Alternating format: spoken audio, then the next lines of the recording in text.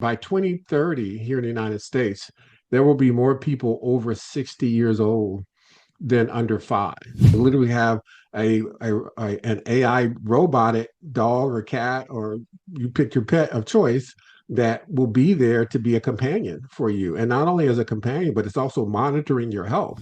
How can I reinvent myself to be another resource that is a change agent and not a casualty of the change?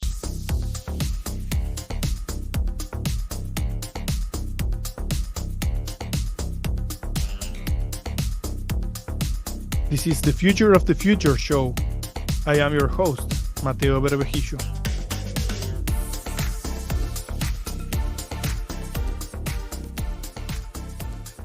Today, we are diving into one of the most powerful and underestimated forces reshaping our world, the Silver Tsunami, the rise of the silver economy, and the role of technology in an aging society. As populations around the globe grow older, social, economic, and technological implications are profound. This isn't just a demographic shift, it's a transformation that will redefine healthcare, work, innovation, and how we design products and services for the future. To help us unpack this, I am joined by Christopher Cuny, a global digital health leader, AgeTech advocate, and speaker whose work sits at the intersection of aging, innovation, and impact. Christopher has been a vocal thought leader on the silver tsunami and the opportunities within the silver economy, and his deeply personal TEDx Talk has inspired many to rethink how we approach longevity, healthcare, and human-centered technology. This will be a conversation about longevity, opportunity, responsibility, and designing a future that works for all ages. Christopher, thank you so much for being here. Thank you. Thank you so much for having me. It's such a pleasure, Mateo. I'm so excited to have this conversation with you today. It's definitely an important topic, and I think one that a lot of people don't realize is affecting everyone's life today and will for the next, quarter of a century or more.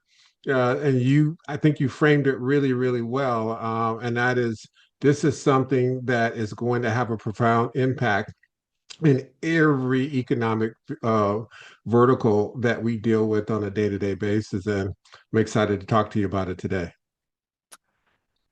How do you define the silver tsunami and the silver economy in your own words? And why do you think these concepts are so important right now? Sure. Great question. Well, it's the silver tsunami is exactly what it is. It's a massive incoming wave of people who are moving into their senior years. When you think about just this past year, or 2 years ago, actually, the last generation of baby boomers turned 60.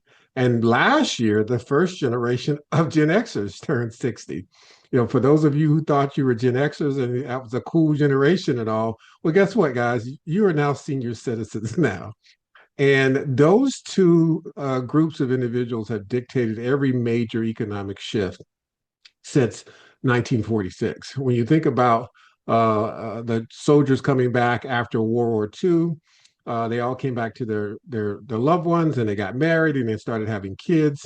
They created the largest population of individuals in recorded history.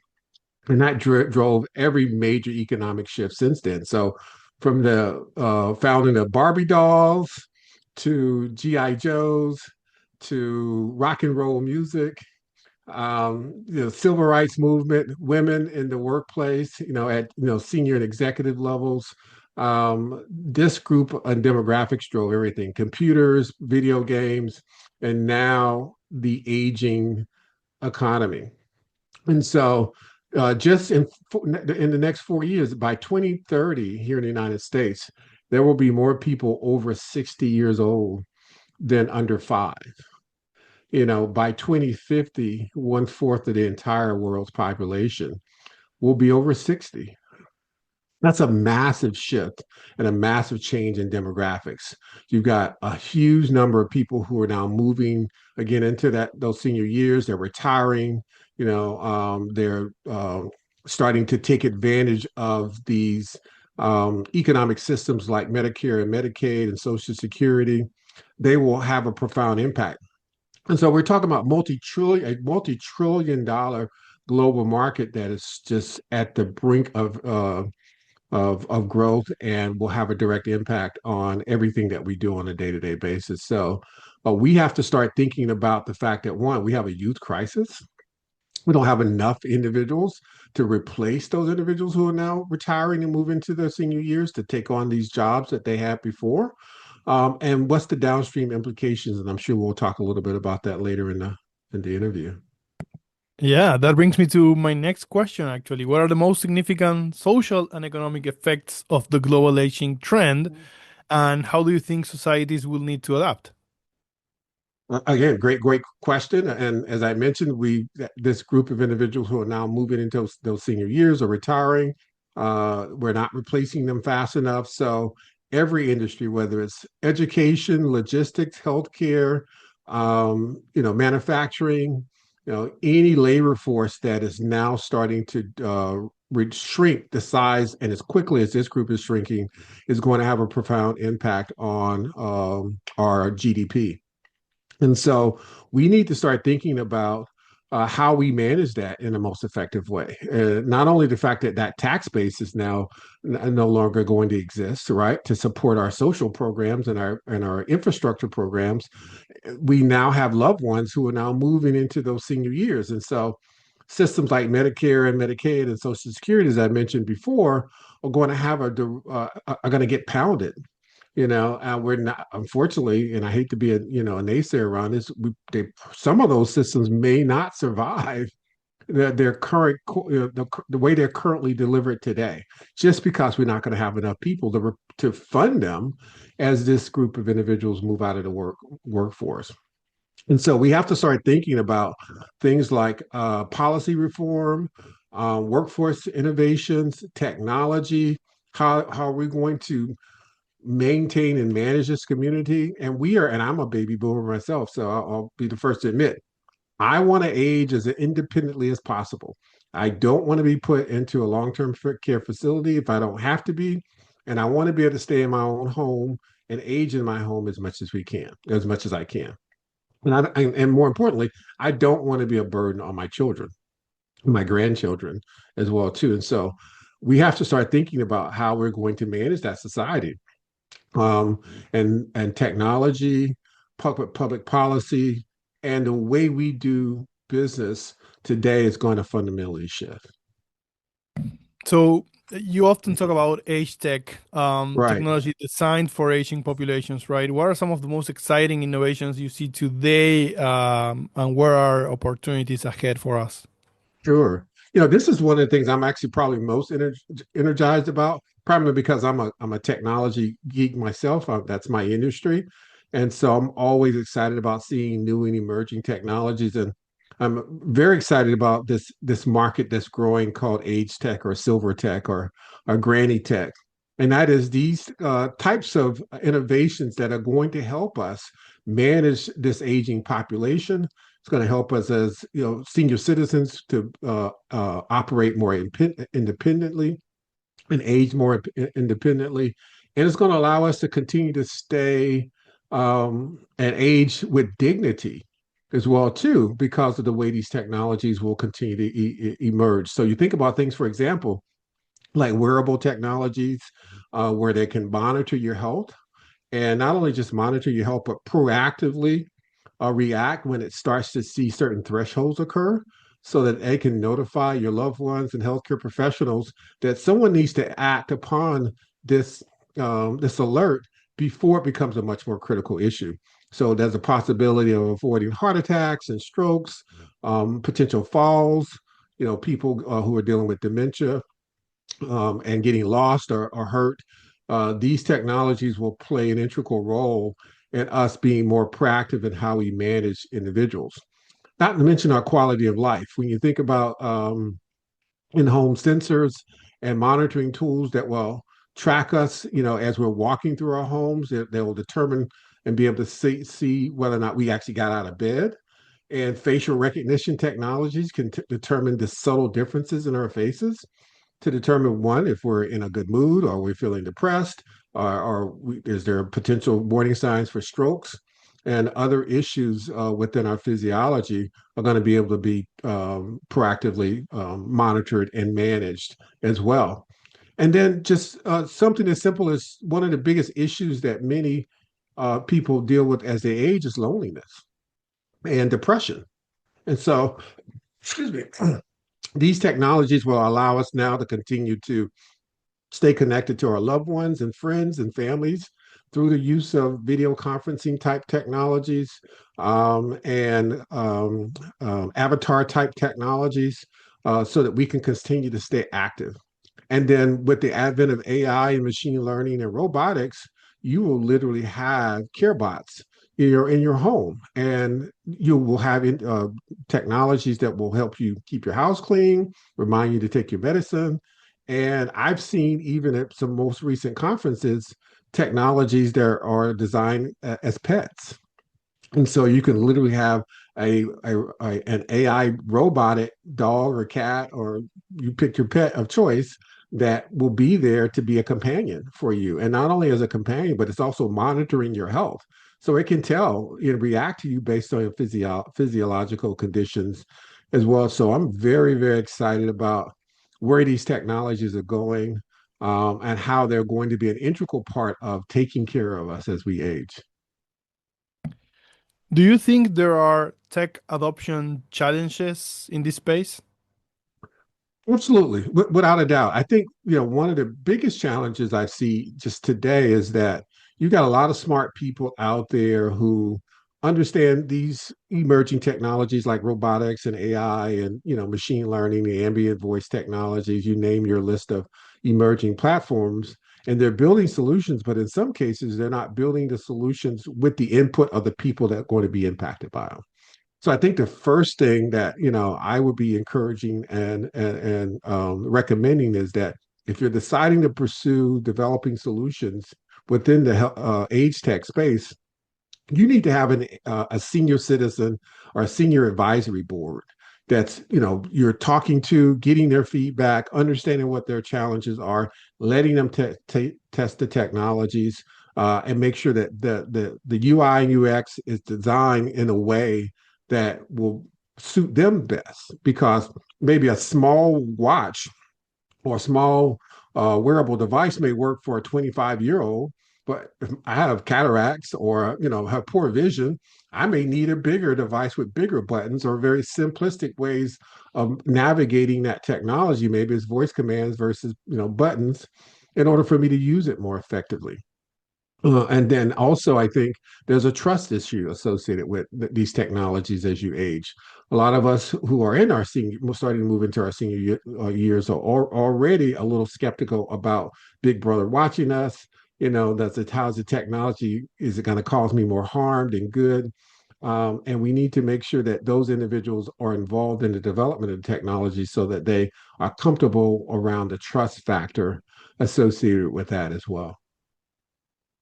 So you said we also have a youth crisis, right? We don't have Yes. really an Asian crisis. We have a youth crisis. Yes, we do. So what do you think, or what do you see about the underlying causes for these demographic changes? Are there societal or policy actions that could influence them?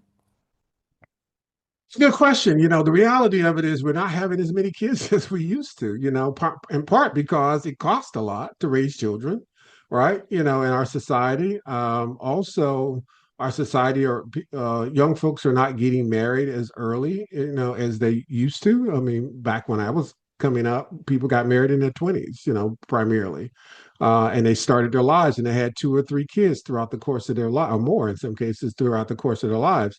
And now what you're seeing today is folks are waiting much later in their lives to get married, and even sometimes even later than that to have children. And most of them are not having more than one or two because of the cost associated with that. So from a policy standpoint, I think we got to figure out how to support individuals who want to have families. We have to drive the cost of being married, down. I want to buy a home, I want to buy a car, I want to have great education for my kids. How do we subsidize that, and how we drive some of that cost down and commoditize that? And create incentives for people to want to to raise children and create a support system around them. So if I have a two-family household that's working, mom and dad, and I need to have affordable daycare, we have subsidies and ways of supporting that as well too. Or a single, or more important, a single mom or dad who is the only source of income and is raising kids. They definitely need even more support in many cases as well. I think as a part of the challenge we have. I think in terms of technology adoption, um, again, I want to go back to the fact that we need to make sure that we've got the stakeholders involved in the design of the technology. We've got to make sure that the technology, just because it's accessible, doesn't mean it's equitable, right? And what I mean by that is, this technology may be available for all to use, but if I can't afford it, or if I don't have the infrastructure in place that can allow me to use it, for example, in rural communities where broadband technologies in some cases is limited, then I may not be able to truly, use it. Or multilingual technologies as well too. Maybe I don't. My English is not my first language, but I still want to use these technologies.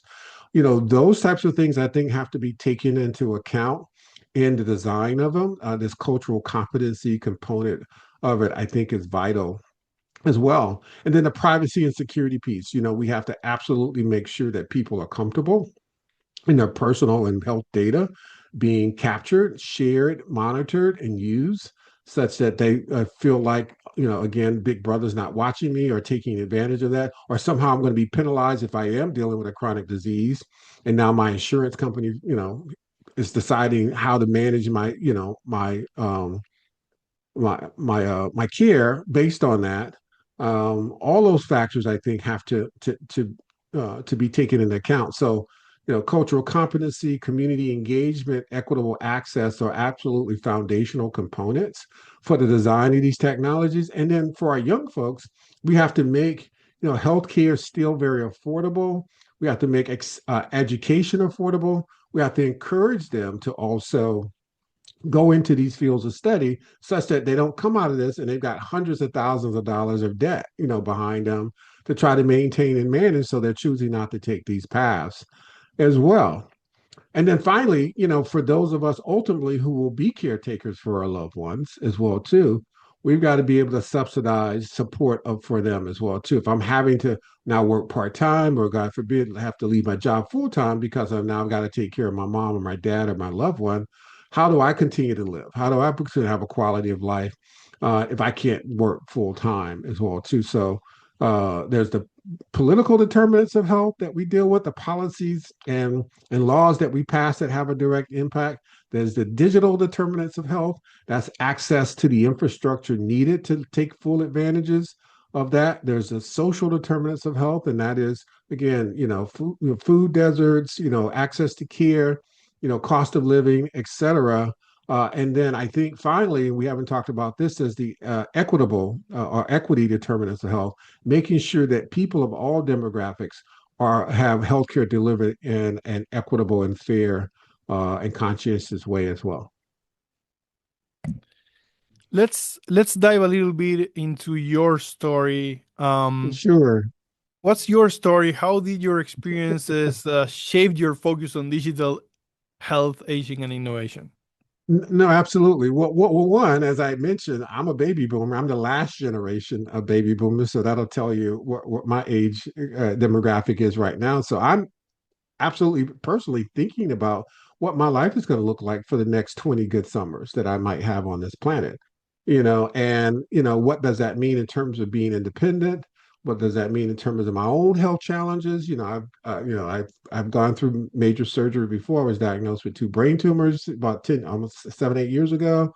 And I have, as I age, I'm going to have some chronic illnesses. That's just the reality of it as you age. And so I'm trying to think about what that means for me personally.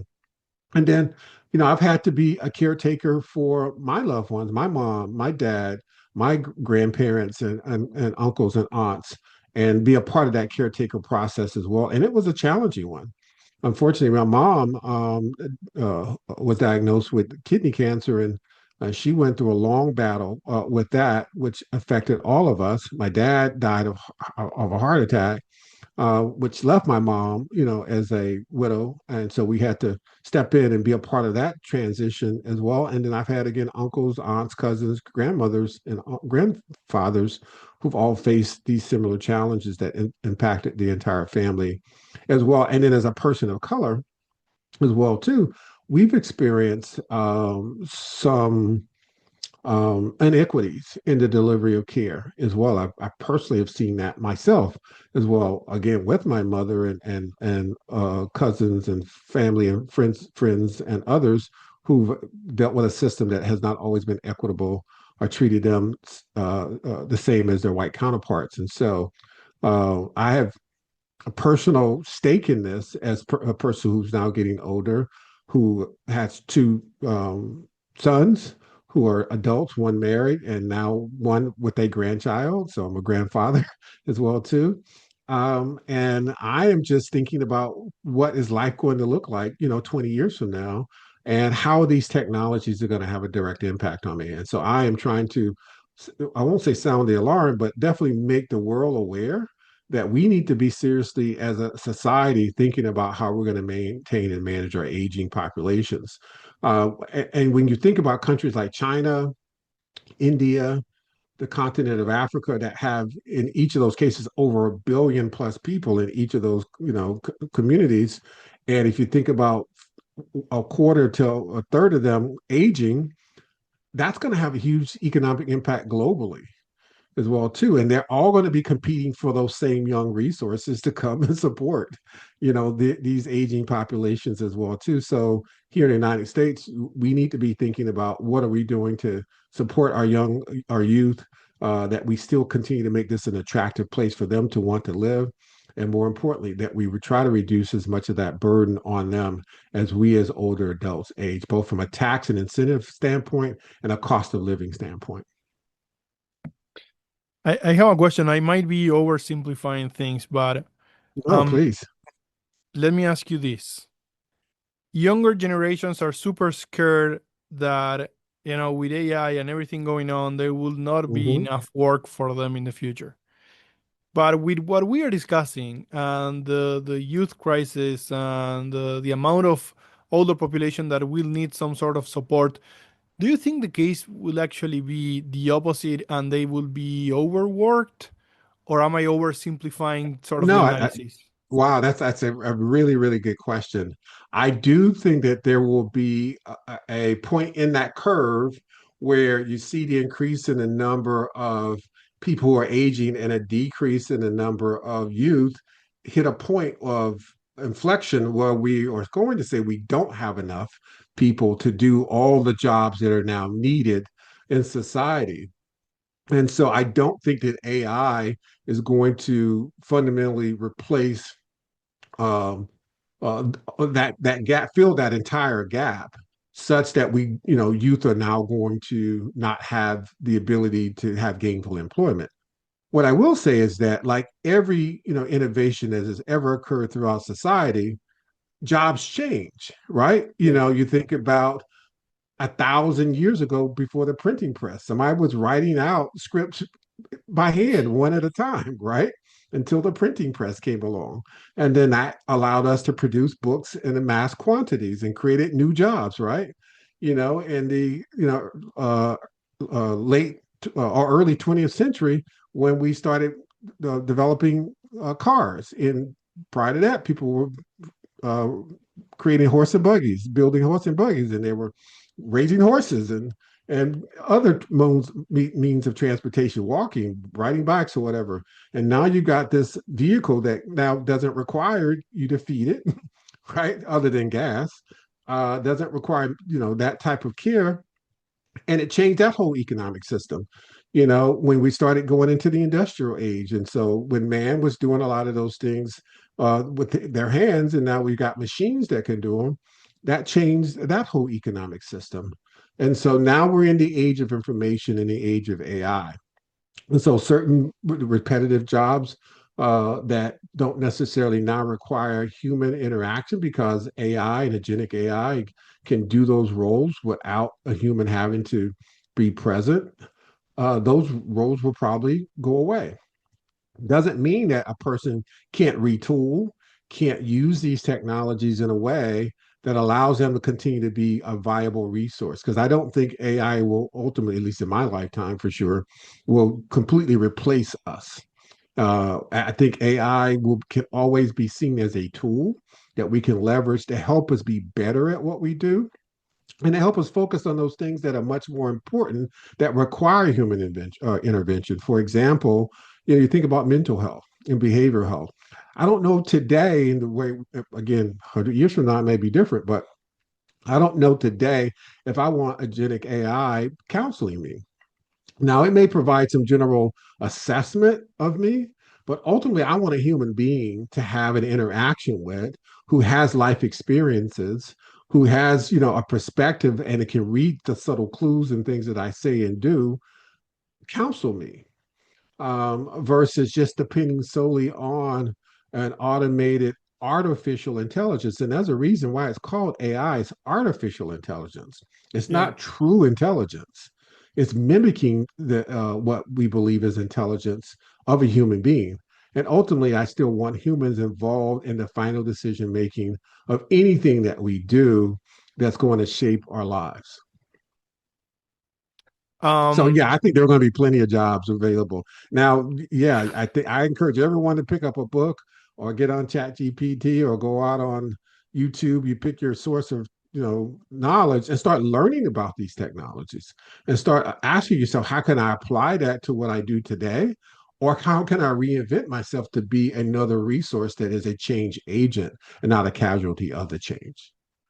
is there anything else that you would advise for the professionals in this ever-changing professional landscape, right? Um, Use AI. That's the best first Yes. one, right? Just Yeah, start using it. absolutely. Start using it, start get comfortable with it, start reducing those fears and demystifying what it actually is and what it is not too, which is I think even more important. It is not the magic bullet that's going to solve everything. It is a tool, a resource that you can use to help you make do your jobs better or make this more informed decisions, but it doesn't replace everything that you do. Human beings still have a purpose and a value in society, and we need to take full advantage of that. But to answer your question, I think the first is just that be a lifelong learner, right? As a youth, and I mentor and I coach a number of individuals who are early careers and mid careers. And the first thing I always tell them is be a lifelong learner. I am right now going through, and I think I'm seen as a subject matter expert, but I'm right now in an AI course right now because Yeah. I don't profess to know everything about the technology. Every couple of years or so, things change. And I want to stay on top of this too. So I want to learn what's the latest knowledge and what's the latest insights around these technologies. And I always try to be a lifelong learner because I'm trying to reinvent myself until Yeah. I get to a point where I'm ready to retire. I think the other thing is, we have to have, especially in healthcare in particular, but I think it's probably true to any industry. You have to have what I call cross domain fluency.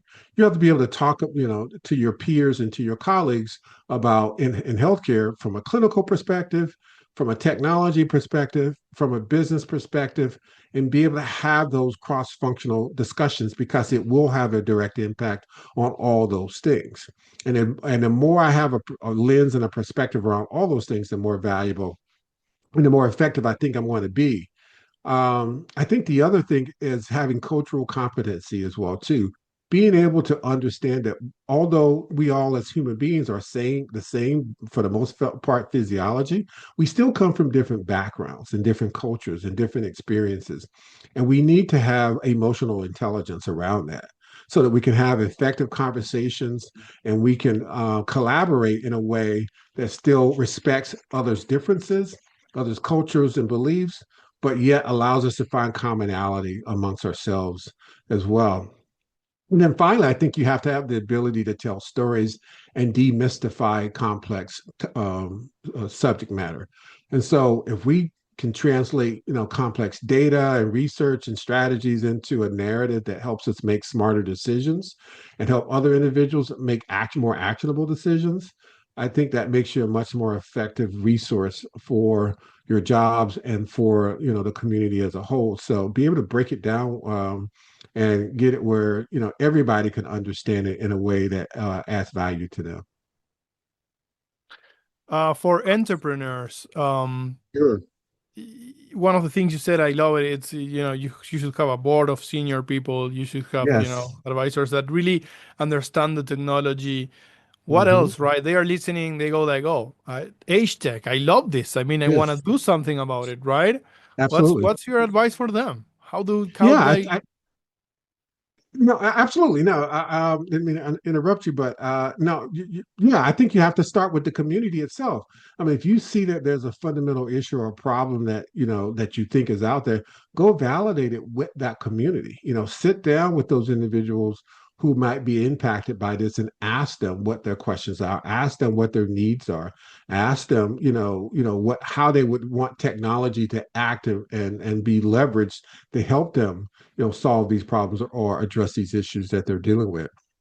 So before you write a line of code or you build a pitch deck, make sure that you've built that board of community advisors and get that insights before you start to develop the technology, and then validate it with those individuals as well. I think you have to, as I mentioned before, don't confuse access with equity.